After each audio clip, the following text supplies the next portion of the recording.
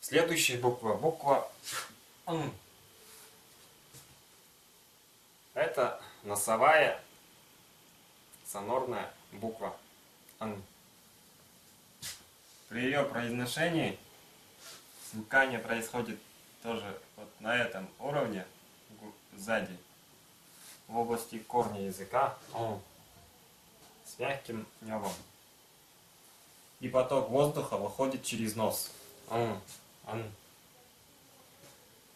Она соответствует английскому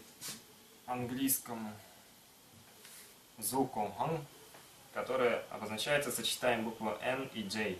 «Н». Английское. Например, слово «ан» – зверь.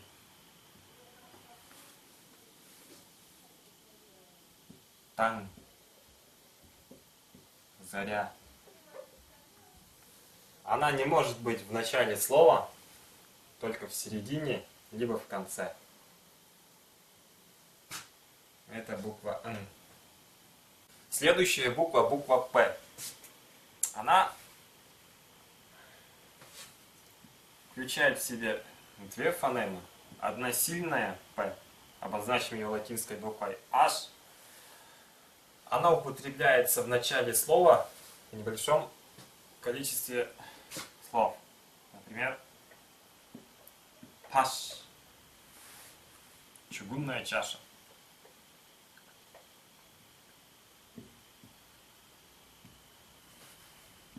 Пар – тигр. Сильная она потому, что произносится с придыханием. Поток воздуха из груди выходит очень резко. П, паш, пар. Следующая фонема – это слабая буква П. Она соответствует русской букве П. Например, слово опар – унести. Опар – унести. Хап – мешок.